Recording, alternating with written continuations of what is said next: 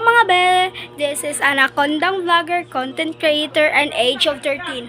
So for today's video is maglilinis kami guys. So let's go, tara, let's go! So, una nang kinabit ni ate yung ceiling fan para meron namang hangin. So, ayun nga si ate, Bing. Tawa-tawa nga ako dito mga be. Kasi na-videohan ko pa talaga siya na umakyat sa double dick. So, ayun nga be, kitang-kita nyo ang kalat-kalat talaga be. Kasi maglilinis nga kami, di ba? Mag-isip naman kayo. Hoy mga be.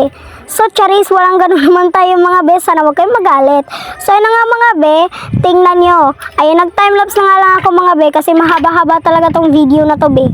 So, ayan mga be, malapit na nga kami matapos sa mga oras na yan mga be sa paglilinis. So, si ate nga pinakamadaming nalinis mga be.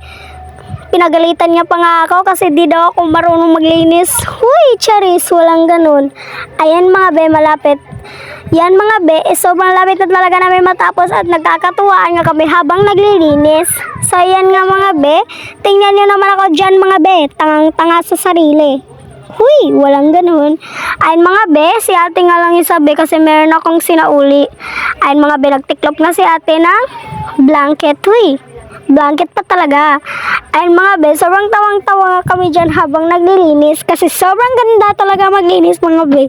Huy, ganda daw, tapos di naglilinis. So ayan mga be. So ayan, tapos na nga kami maglinis mga be. So sobrang ganda na ng kwarto namin at sobrang linis na. Di na makalat at di na mabaho. Charis, mas mabaho pa nga yung hininga ko kaysa sa kwarto namin eh. Uy, maligo ka naman. So ayan be, sobrang ganda na talaga. So ayan mga be, may multong bumugad sa inyo no. So ayan mga be, kakain na ako sa time yan at kumuha na ako ng plato at kumuha na ng kanin.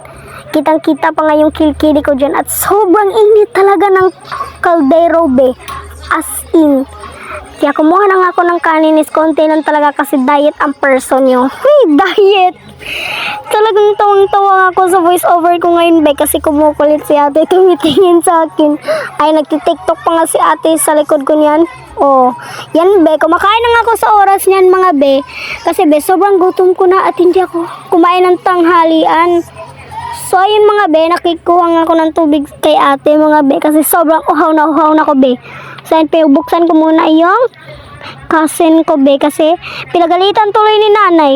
Ayan, thank you be, bye! Thank you for watching! Babush!